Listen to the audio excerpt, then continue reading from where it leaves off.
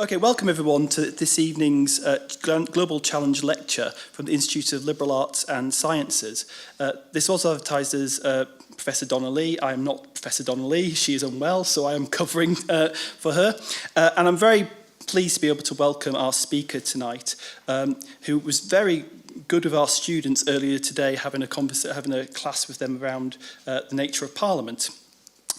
Daniel Greenberg, CB, will be speaking tonight on building and maintaining trust in politics and Parliament.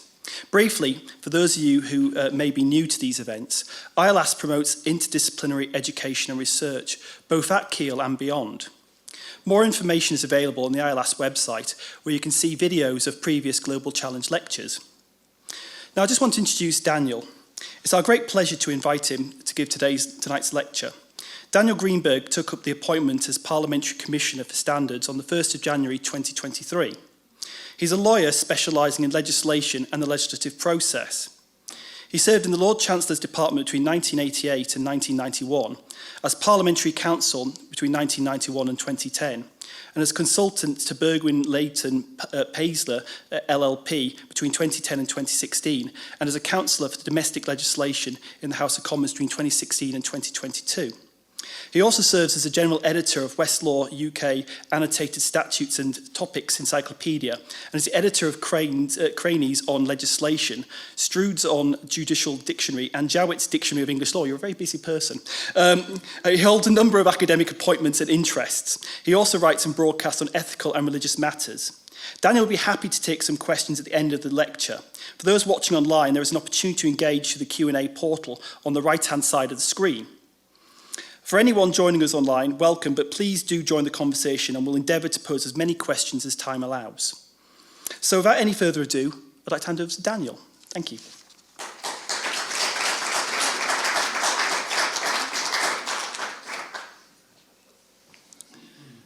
Good evening, everybody. Thank you very much for being so kind as to invite me to give a lecture this evening in this important series discussing global challenges, and in this very, very beautiful environment which I've enjoyed so much seeing today. When I received the invitation, I first consulted your Global Challenge Pathways courses to discover the broad topics that you are addressing within this series and to ask myself whether I really have anything relevant or useful to contribute from the rather narrow perspective of my work as Parliamentary Commissioner for Standards.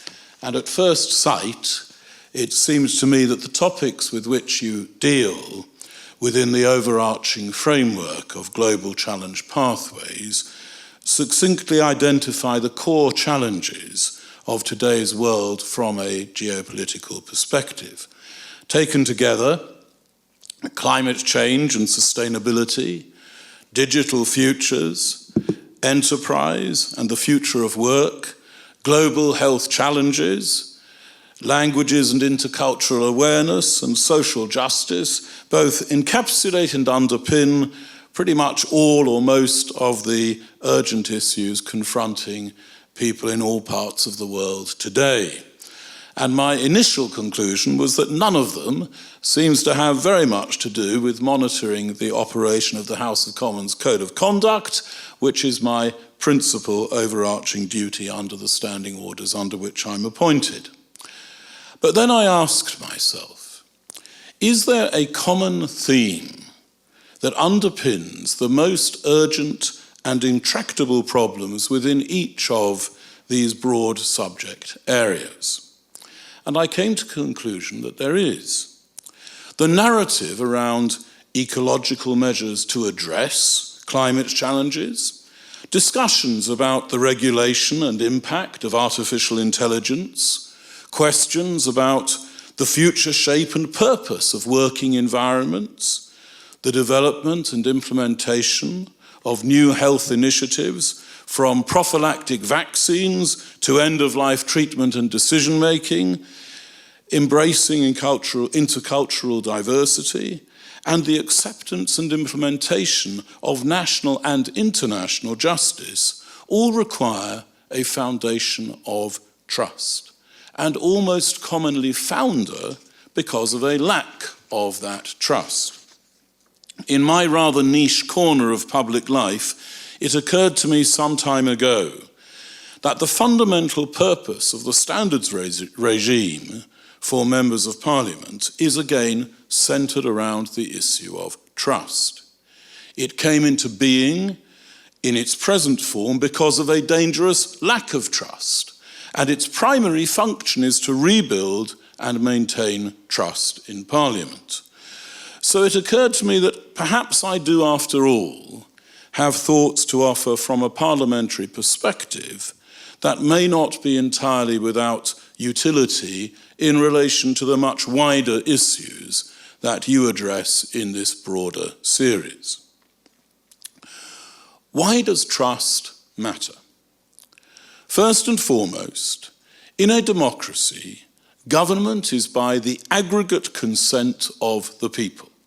I may not like the outcome of a particular election or a particular decision made by a public official or regulator, but I consent to be bound by the result because I trust the process by which it has been reached. When I vote in an election for central, local, or devolved government, I consent to be regulated by whatever government emerges, whether or not it is formed from the party for whom I voted.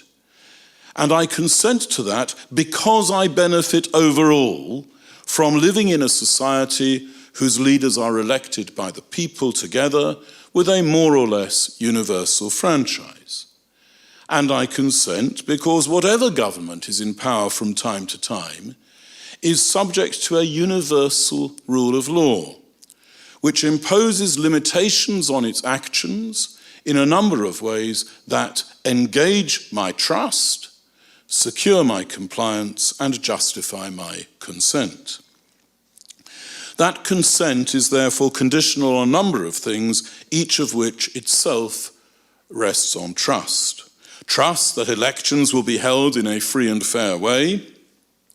Trust that the government will abide by the principles of the rule of law and its universality and impartiality. And trust that the rule of law will be maintained by an effective enforcement system comprising in particular independent judges and an impartial police force. That trust is largely implicit and tacit, but it is also as fragile as it is continually essential. Remove that trust, and you vitiate the consent that guarantees the continued authority of the executive to govern, the legislature to legislate, and the judiciary to judge. Although the constitutional imperative of trust is confined to the public sector, trust is as institutionally central for the private and third sectors as it is for the public sector. Indeed, in some ways, while the public sector can in practice afford to regard it as something of a luxury, at least in the short term, their functions and offices being secure, the private sector is more instantly vulnerable to the reputational damage and its immediate commercial consequences that can be caused by a loss of trust. There is also a profoundly practical reason why trust matters so much for all sectors. Once trust has been, or appears to have been, broken, its lack may actually disincentivize high standards. If there's a feeling that the public have dismissed an office, given up on a business or an organisation as unworthy of trust, there is actually less reason for individuals within that body to control their behaviour so as to comply with any relevant professional, public or commercial standards. And finally, on whether trust matters, whether we address the most significant and urgent global geopolitical issues from climate to warfare, or whether we focus more narrowly on domestic, social and political issues, it is axiomatic that any attempt at dialogue or discourse is going to break down, sooner rather than later, without the trust necessary to support a constructive conversation. Building trust through the Nolan principles of standards in public life. The principles underpinning the parliamentary standards regime are the 7 Nolan principles, the standards of public life of general application first articulated by the Nolan Committee some 30 years ago. Openness and accountability, honesty and integrity, objectivity and selflessness, and leadership. Openness. Transparency is, I firmly believe, the primary principle in terms of being both the indispensable starting point and the necessary continuing principle without which no progress can be made towards the building of trust. The Freedom of Information Act 2000 has undoubtedly done something to contribute towards a culture of openness in the public service of the United Kingdom in general. The Information Commissioner's Office describes on its website the principle underpinning the Act in the following terms. It says the main principle behind freedom of information legislation is that people have a right to know about the activities of public authorities unless there is a good reason for them not to. This is sometimes described as a presumption or assumption in favour of disclosure. This means, says the Information Commissioner's Office, that everybody has a right to access official information, disclosure of information should be the default, information should be kept private only when there is a good reason and it's permitted by the Act, and an applicant does not need to give a reason for wanting information. On the contrary, you must justify refusing them information.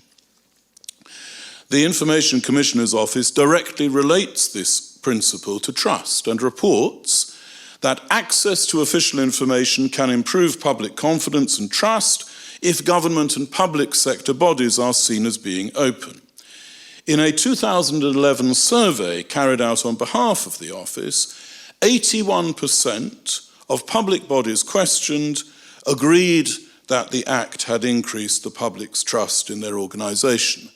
I'm not sure whether the percentage was the same for the public. I don't know whether that was asked.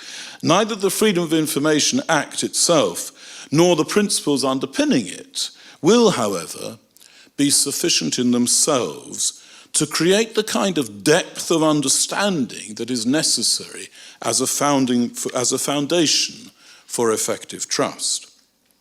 In part, this is because of the considerable range of exceptions to the legislative right to access to information that, although always inevitable for a range of reasons, were always bound to have an impact on the perception of openness arising out of the Act. Indeed, some frequent inquirers under the Act, whose requests are constantly met by the invocation of one exception or another, may come to see the Freedom of Information Act as more about setting the parameters of secrecy than about ensuring effective transparency.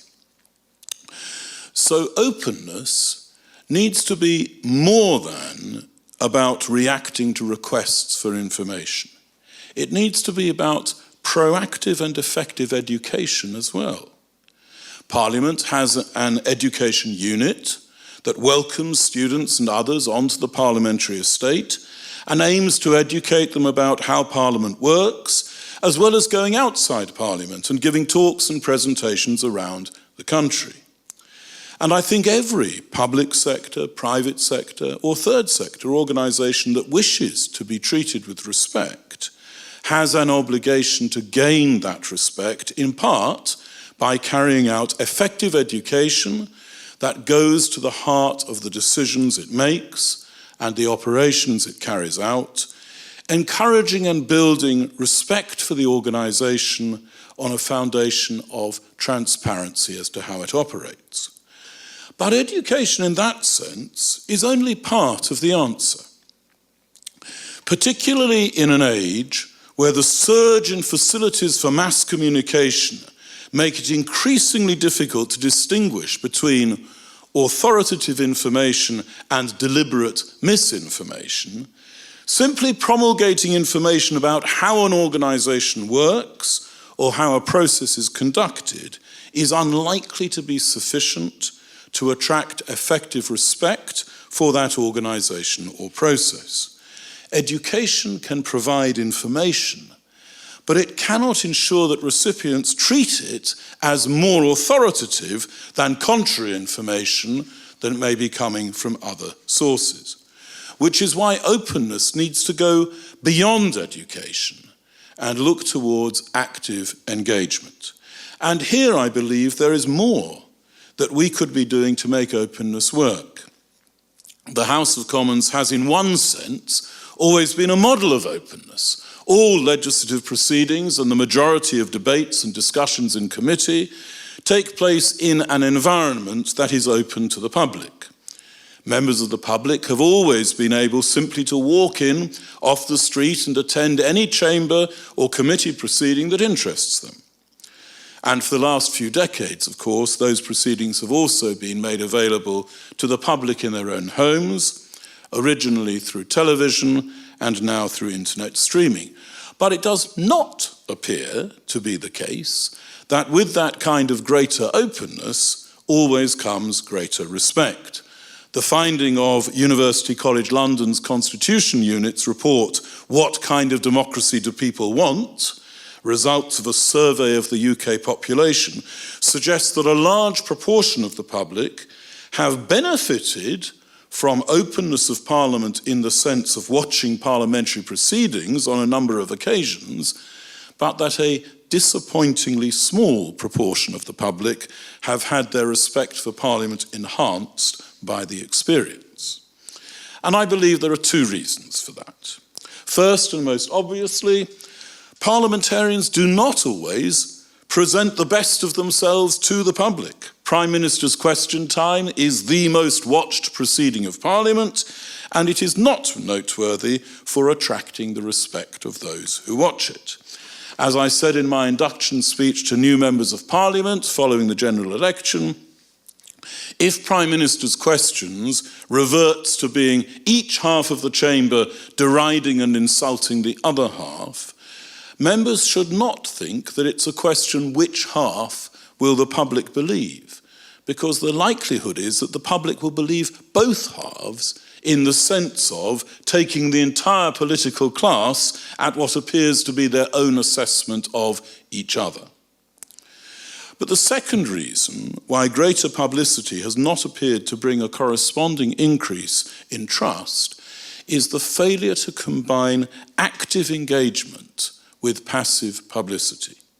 Telling the public they can come and watch what we do is in some ways arguably accentuating the division between the political class and the public. We grant you the privilege of sitting behind a glass screen watching us as we make laws by which you are bound. Now, that's a great deal better than our sitting and making laws for you in secret, and it's vastly preferable to not permitting in-person access to proceedings. But it perhaps misses an opportunity for the kind of active engagement that could lead more of the public to feel a genuine ownership of the parliamentary process.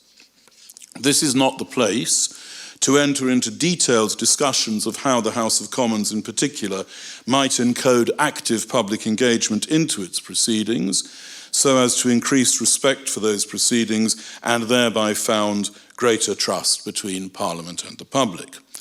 But there are so many parliamentary occasions of a thoughtful and purposeful nature that demonstrate parliamentarians at their most collaborative and constructive, and anything that made the public feel not merely observers but genuine participants would be likely significantly to enhance both the reputation and, I believe, the effectiveness of Parliament as an institution. Extrapolating from that, my message from this evening from my parliamentary perspective, but aimed at the wider global issues with which you are concerned, is simply this. It is not enough to tell people what you are doing and therefore assume that they will respect it and trust you. challenging oneself to find ways of actively engaging the public in what we do, whether we're public sector, private sector, or third sector, or indeed academia, will be our most effective way of ensuring that our sector of the public, whatever that is, will respect a process in which they feel they have had a real voice that has been listened to, and that has been able to exercise a guiding hand. And that will certainly be the most effective way of countering misinformation about our processes. First-hand experience and knowledge being the ultimate protection against ignorant or malicious misinformation. And more generally, offering active engagement is also the most effective way of showing people who are affected by our decisions and our operations that we genuinely care about what they think. And it is that care that can build an atmosphere of mutual respect, which in turn can found effective trust. So although openness is not the sole criterion of good standards in public life by any means, for me it is undoubtedly the quintessential standard and the primary principle in the sense that without it none of the other principles can take any hold. An institution that is beset by scandals, and in Parliament we have our fair share of those, is by definition healthy in the sense that wrongdoing is capable of being discovered by the public and therefore addressed. An institution without scandals may be rotten to the core without anyone knowing or being able to know. Accountability. The second Nolan principle, accountability, is an obvious construct upon openness and again is fundamental to the rule of law and to the development of trust.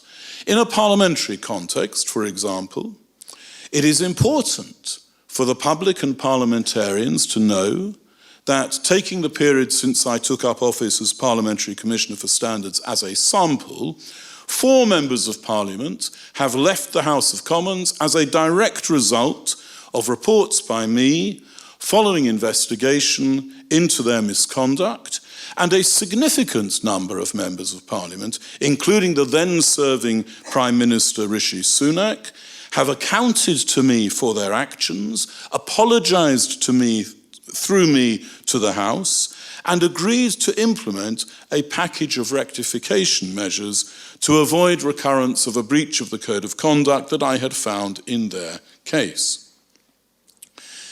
And in each Code of Conduct case that I investigate, my decision and the supporting evidence are published in full. The result of a record like that is that we can fairly say that members of Parliament as a class are accountable. For constitutional reasons, they are necessarily accountable in one sense to themselves alone. That is to say, only the House of Commons can discipline a member, and it is quite right that that should be so. But by delegating to me, an officer of the House appointed for a non-renewable term, under the oversight of the Committee on Standards, powers that I am instructed to exercise with operational independence, the House injects a significant level of objectivity into the system and thereby gives it a credibility in terms of practical accountability. Honesty and integrity. Openness and accountability taken together can be seen as guarantees against misbehaviour with impunity to a considerable extent, and that can do something to defend against a culture of mistrust. It does not, however, in itself build an active relationship of positive trust. Knowing that I am reasonably unlikely to break the rules, and that if I do, I am reasonably likely to be found out, and that if I am found out, I am reasonably likely to be held accountable, is very much a negative basis for a relationship.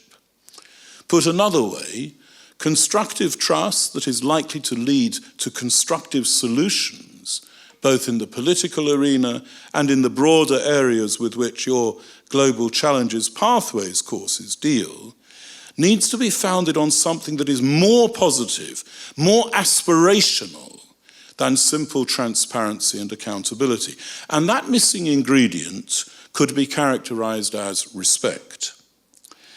In order to deal with critics, opponents, or simply people with other ideas, agendas, and solutions to my own, in a spirit of mutual collaboration and cooperation, I need to do more than not distrust you.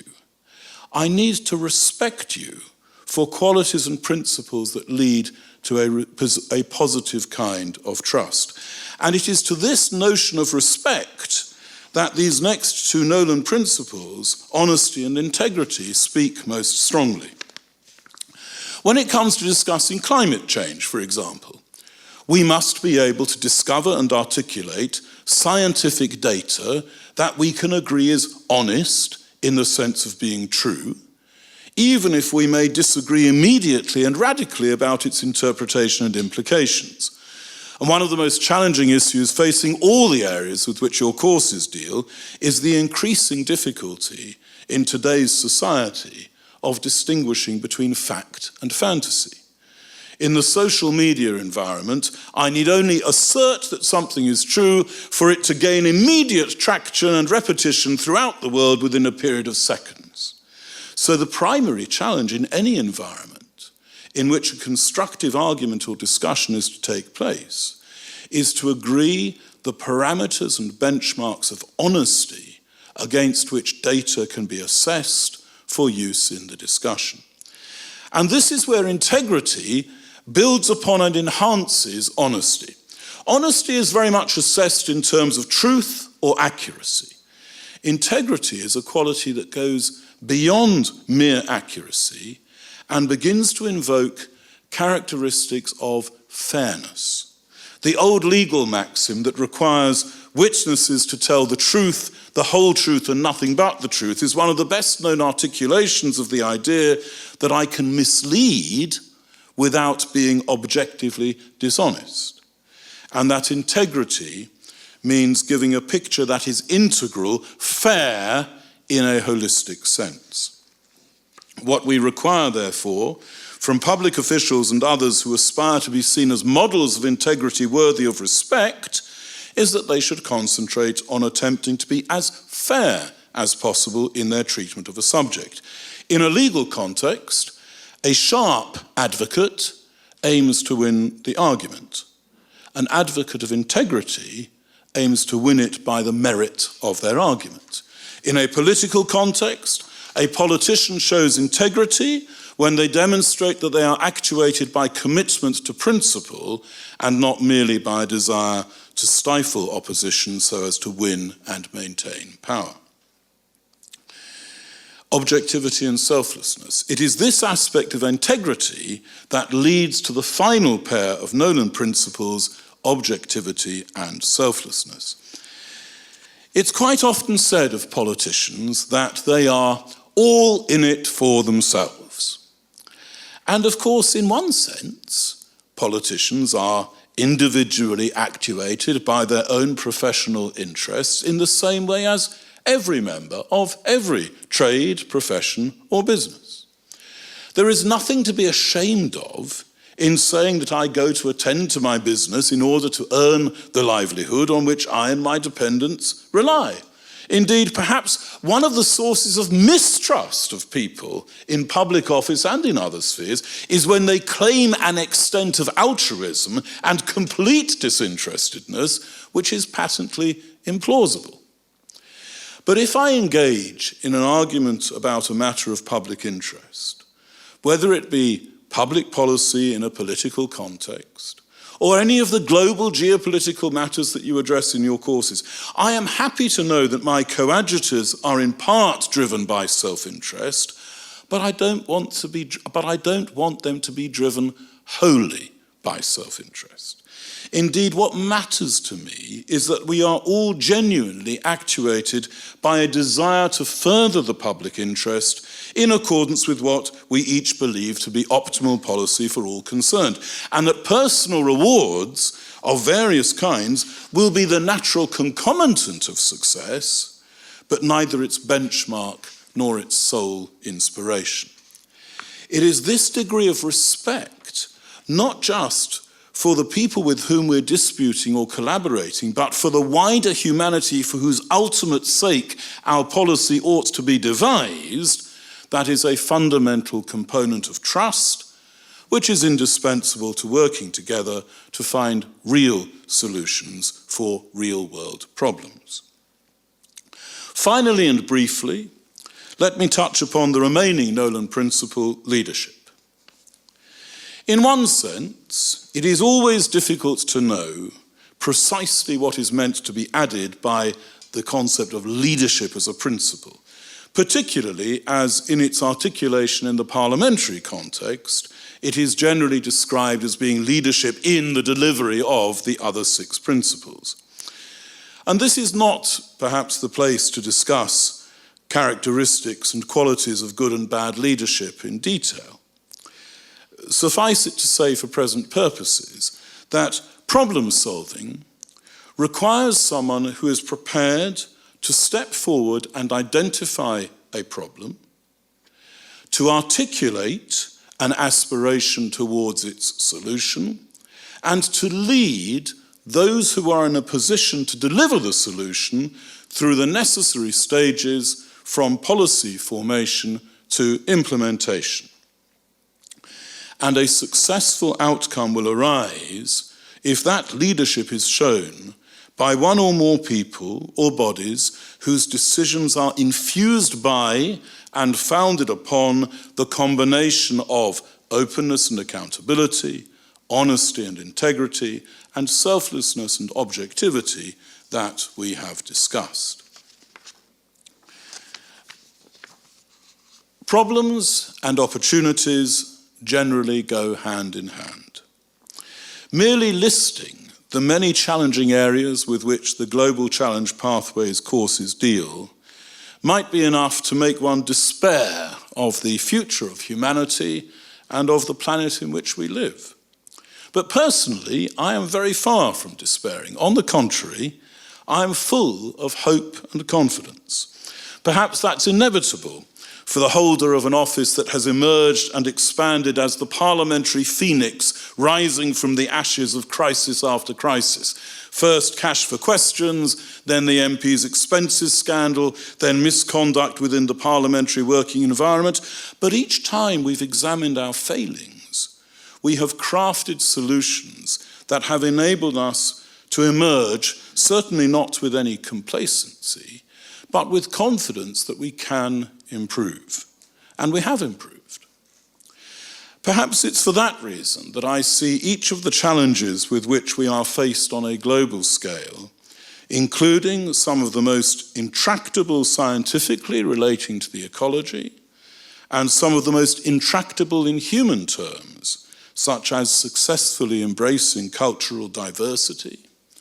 Perhaps it's for that reason that I see these challenges as fraught with dangers and risks, many of which we are actually experiencing at the present time, but at the same time ornamented with potential solutions that could be transformative and permanently transformative of our global human environment.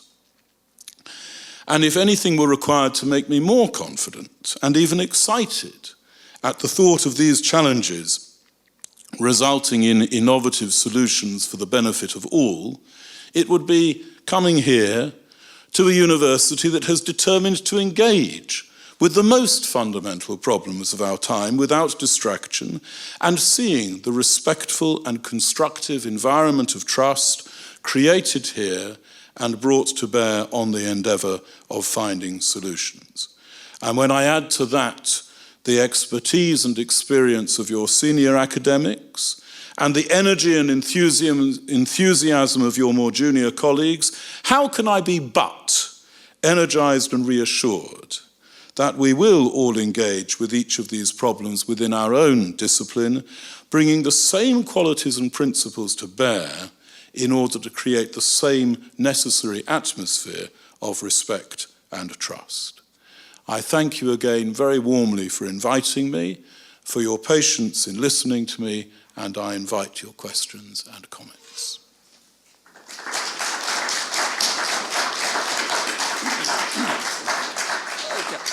Okay, so we have some time for questions.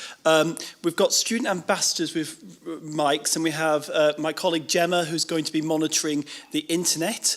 I see it's snowing quite heavily out there now. Any questions we have from the room at the moment? Come to the mic at the front here, please. Sorry. It's for the benefit particularly of those people online, because they can't hear you in the room. So if you just bring this forward to the lady here at the front.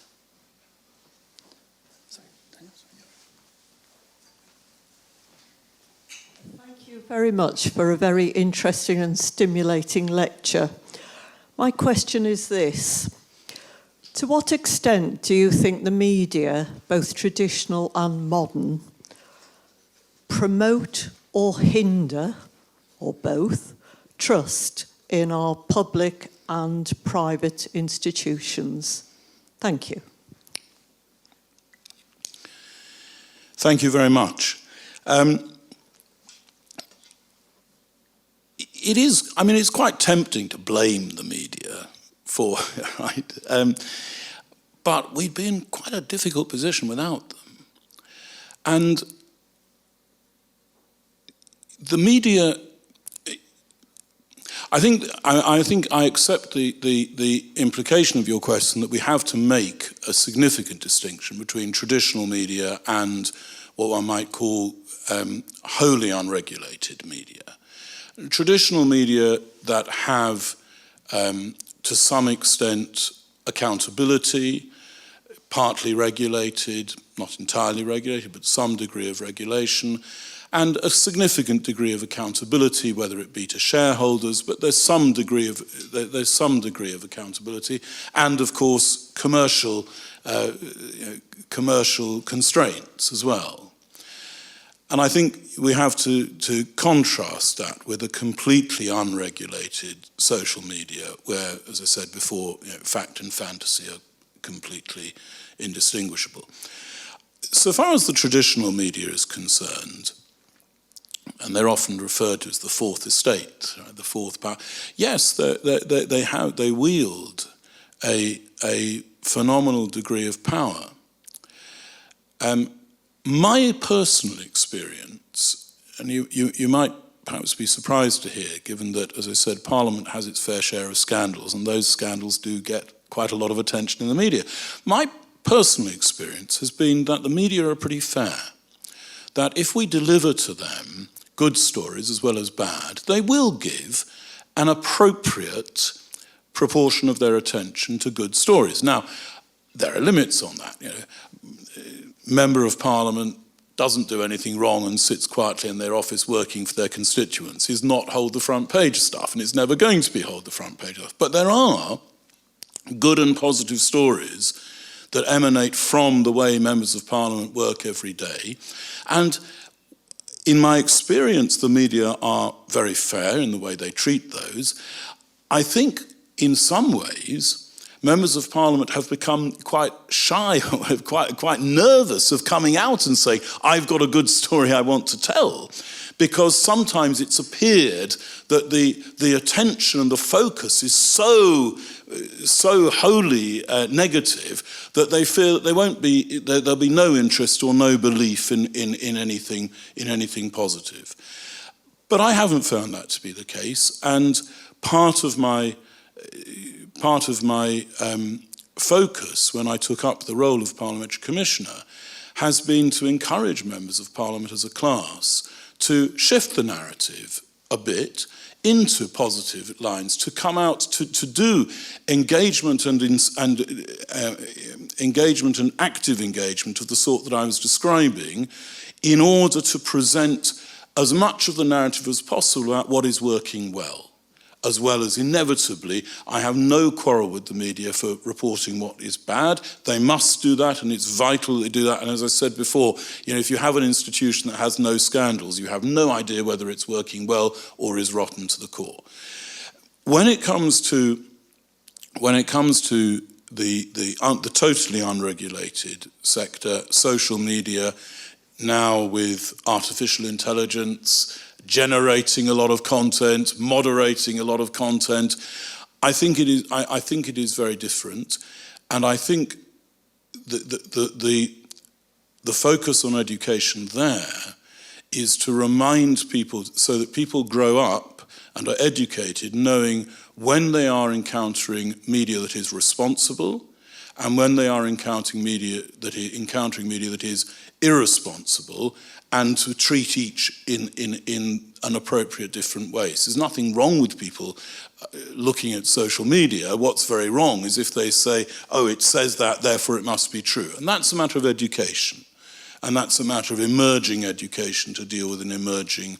Sorry to interrupt, but I think you can also get that in traditional media. Thank you. Yes, I was just saying I think you can also get that in the traditional media, can't you? People reading it and therefore it's in the paper, it must be true. Yeah, absolutely. And critical reading skills to teach young people in schools and also in academic environments, to teach them to be critical and to filter information appropriately is obviously very important. I was doing an online session with some schools this week, and one of the students they were invited to ask questions. The panel, one of them asked, "Did we think that young people should have a voice?" And all the other panelists said, "Yes, of course, you should have a voice." And I got to there and I said, I'm not sure you should have a voice. I think you should have a voice when you want one, and I think you should be encouraged to decide when you want to have a voice. But actually, there's nothing wrong with a young person saying, I think this is quite a complicated issue and I don't know what I think. And the great advantage of that is we might give rise to some older people growing up who also don't necessarily have an opinion about everything and are prepared to admit that some things are complicated. So giving people the ability to critically examine information they're giving and conclude sometimes that something is complicated is very much something we have to focus on so they can handle the increasingly chaotic information environment that they're exposed to. Thank you. Any more questions? We'll go to Gemma first, and we'll go to Ray, and we'll go to gentlemen back there. So should we start with Gemma on the... Oh, Gemma's got a mic. We have a question from Pat online. So I, as a member of the public, can check how any MP has voted. That information is very easily accessible, it's open and transparent. But how can I trust that the MP has voted with his conscience, believing that the way he's voted will have the best outcome for his constituents and the country? Or, knowing that his constituents can see how he is voting, might he be mainly concerned with pleasing them and being re-elected? Is there an argument here for a bit less transparency? No. Do you want me to expand on that? No, I certainly don't think there's an argument for less transparency. I think the question, if I may say so, is a very helpful one, because I think one of the things that happens in the House of Commons and in the House of Lords, one of the things that happens in the House of Commons is before we do the vote, we have a debate. And people sometimes say, what's the point of the debate? Because you're particularly if there's a three-line whip, we know how you're all going to vote. What is the point of having a debate? And the point of a debate is exactly going to Pat's question. If all I know about my Member of Parliament is which lobby they walked through, I don't actually know very much about what their underlying reasoning is. I don't have an opportunity to question and to evaluate the validity of their opinions or even the direction of their opinions.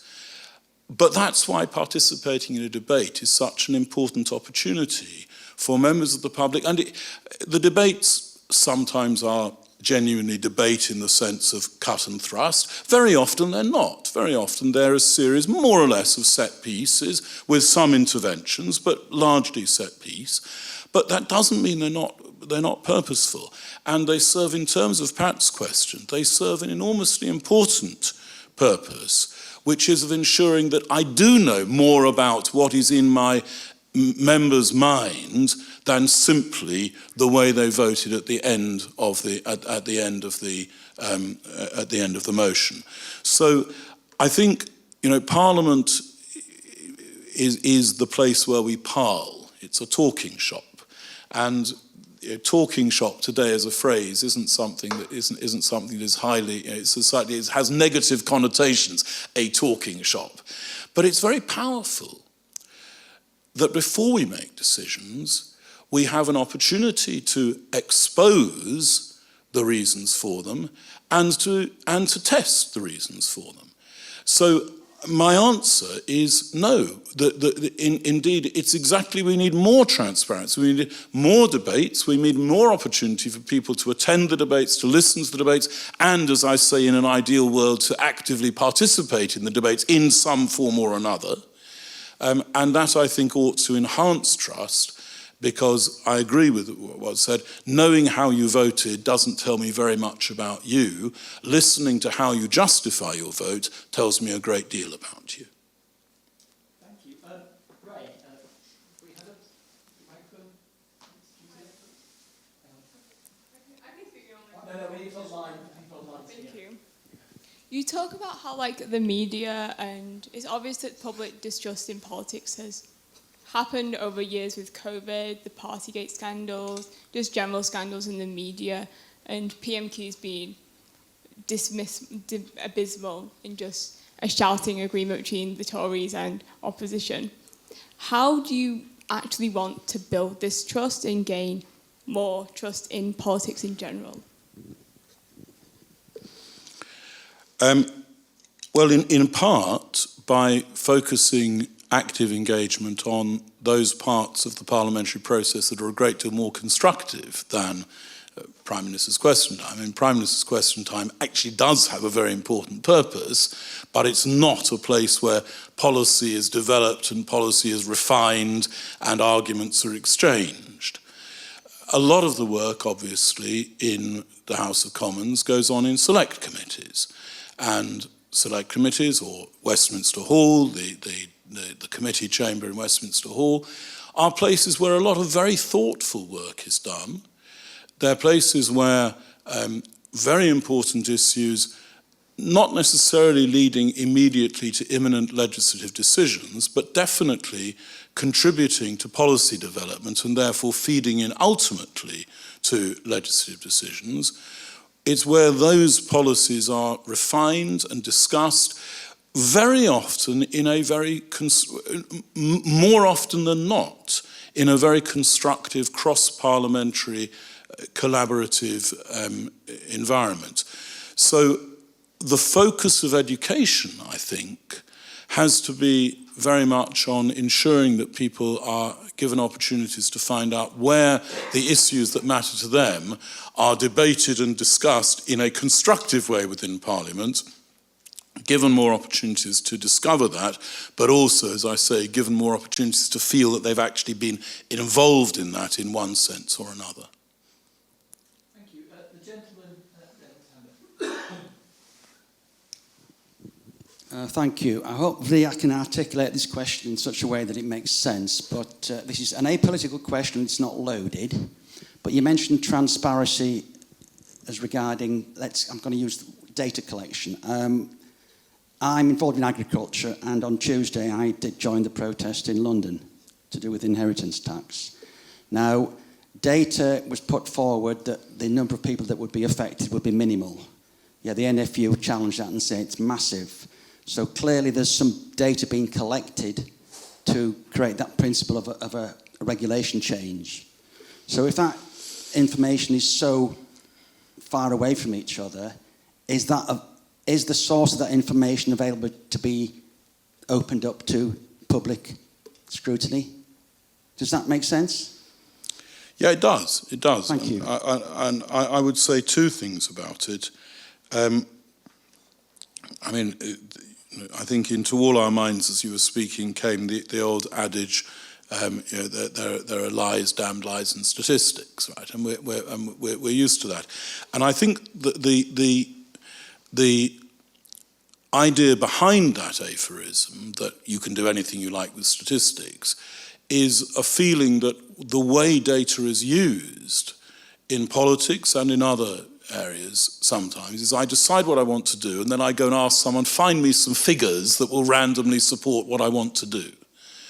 And I talked in my words before, I talked about, if we were looking at climate change, the first thing we would want to do is assess a data set that we could all agree was honest in the sense of being accurate, objectively accurate, but also fair in the sense of being relevant, that we hadn't just chosen figures that were pre-chosen to support an argument that we wanted to arrive at. And I think when you describe, when you talk about, well, this person said it will only affect this, and this person, and this person said it'll affect lots of people, it'll affect few people, you're not describing a discussion, you're describing people shouting figures at each other. And that's never going to be a helpful environment for agreeing differences. So I think that's the first thing I would say. The second thing I would say is,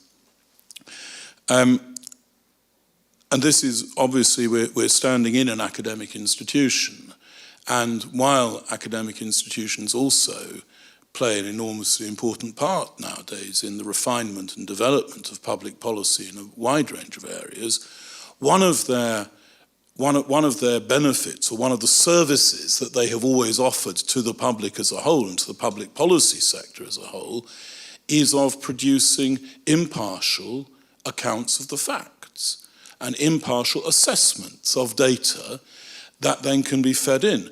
Now, back to my point very much about active engagement rather than passive unilateral information or education.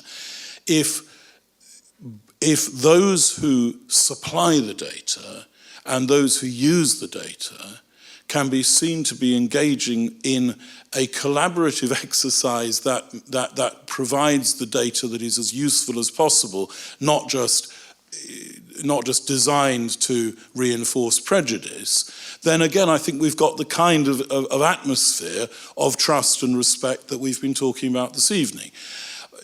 If I may say so, a protest, while incredibly important, is not the time and place where you're going to get that kind of exchange of views, which is not in any sense a criticism of protests. And we all know why it's so important that in a liberal democracy people must have freedom to protest.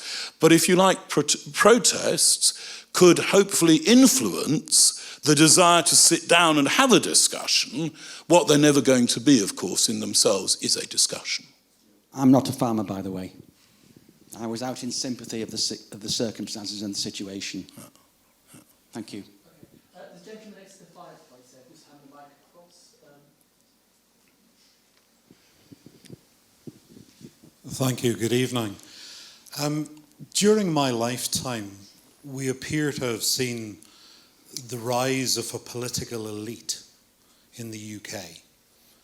And the situation we have now, and Tuesday would be an example for me, the majority of parliamentarians in the lower house have no experience of very much.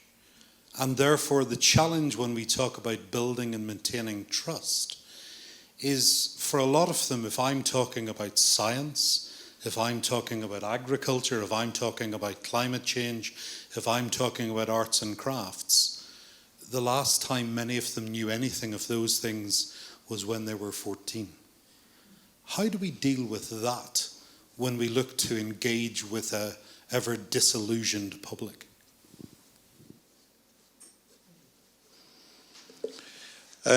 So again, I've got two comments I would make.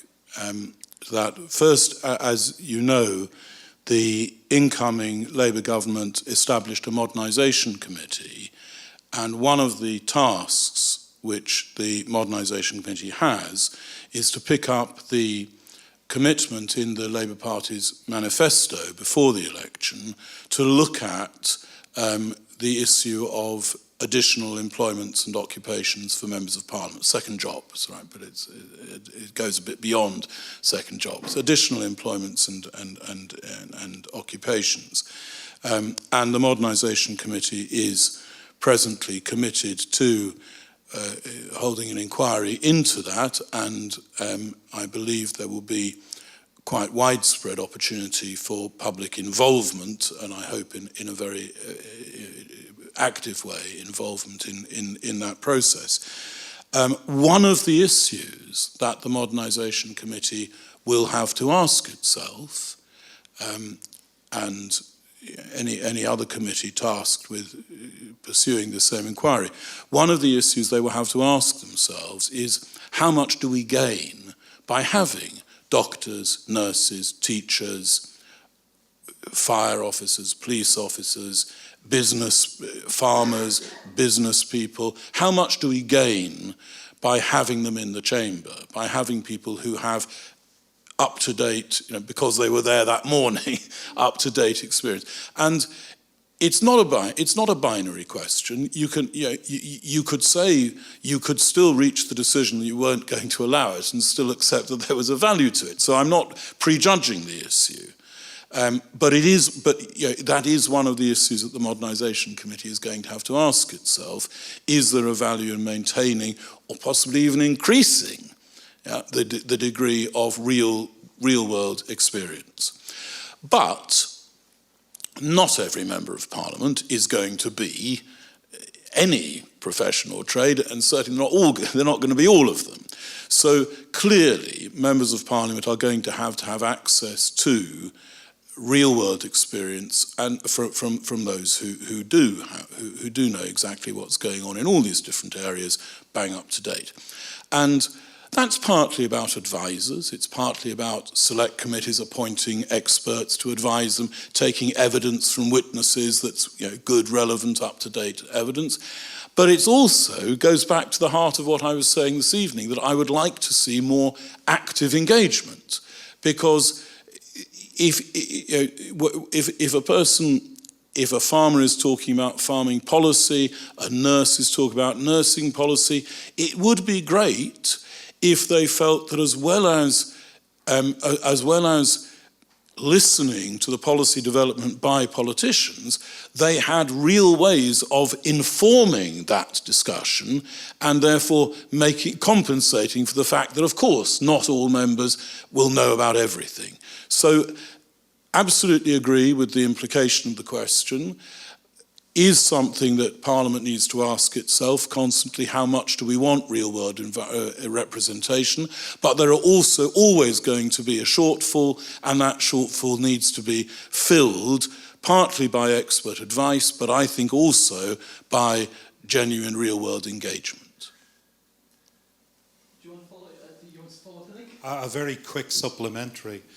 Does that naturally lead itself to a different structure and fixed-term contracts for a second house? I don't know that it leads there ineluctably, but it's certainly one of the places you could end up. I mean, as you know, again, the future of the second house is something that politicians are considering, and certainly whether part of the role of the second house can be to inject real-world experience of an up-to-date kind, that is definitely one of the components of the discussion. So I wouldn't agree with the suggestion that that's the only way you could end up, but it's certainly that's definitely part of the discussion that needs to be had. Yeah. Time for just one more question. Yes, back there. Hello. I have been making notes to try and make this more concise, and it may not be, so I apologise in advance. This is slightly outside the scope of the lecture, but it's related to the universal rule of law as being vital for trust. I wanted to ask you, when international bodies such as the International Criminal Court and the International Criminal Court of Justice exist, and they feel they are presented as universal upholders of the law, if their rulings are not taken as a universal truth, and if a nation rejects this, do you think this undermines the trust of their democracy at a national level for that specific state? Or is trust in a national democracy more dependent on what happens in that country as opposed to ruling of outside bodies? To summarize, how significant of a role do universal institutional bodies of law play in perceptions of how trustworthy a democracy is? Thank you. Well, I think that was a concise question, if I may say so. I don't think I can give a concise answer, so I hope everybody's happy to stay here for another 3 or 4 hours while the snow happily settles. I shall try and distill just two brief thoughts, which I don't think will take us very far along an answer to your question, because genuinely it's something that needs to be explored at considerable length. But I would say two things. One of the reasons why I finished my remarks by saying I feel very hopeful and very energized by living in these times is precisely because the world has shrunk as much as it has. And, you know, it was mentioned at the beginning that I have an interest in religious, philosophical matters as well. And some of you may have read works by the former Chief Rabbi, Lord Sachs. And he wrote a book called Radical Then, Radical Now, which was suggesting that the Jewish religion has remained very radical through the ages. And I've often made the point that actually that was true until about 300 years ago. And then suddenly, 300 years ago, the world woke up to a concept of individual human worth, which religions, Jewish religion and other religions, had been talking about for a long time. But suddenly that became a secular, generally accepted fact that every human being matters and every human being deserves to have her or his rights respected. Now, that means, should any country think that they don't care what the rest of the world thinks about them? No, of course not. We should be really grateful for the fact that we live in a world that has shrunk, so that there are international opinions about things, and that it is possible to compare notes. And to you know, an organization that only ever audits itself quickly goes badly wrong. The fact that we have the ability to ask other ways of doing things, other democracies, other countries that may not all be democracies, that we can compare notes, that's fantastic. But the other side of that is this. We have to be very careful. I remember I was in a conference in Hong Kong quite a number of years ago, and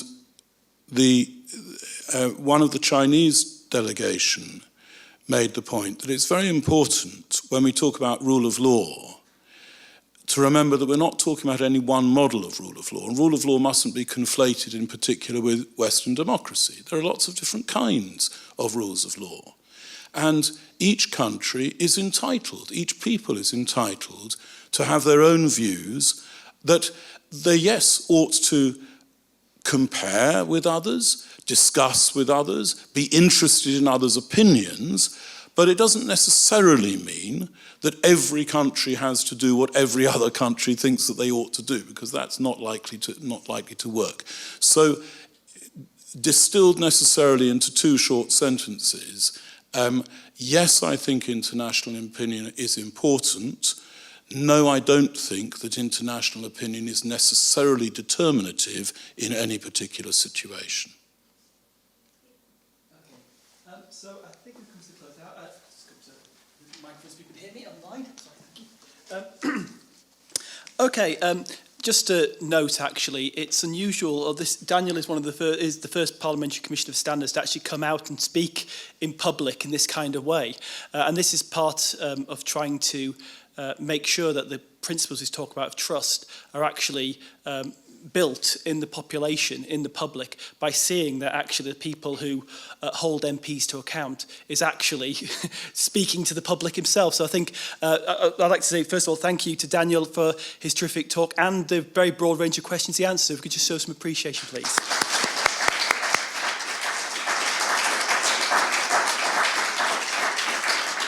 Thank you. And there's some other people to thank as well. So first of all, can we thank the AV people who have helped, and the conference and events people who've helped to organise tonight's session.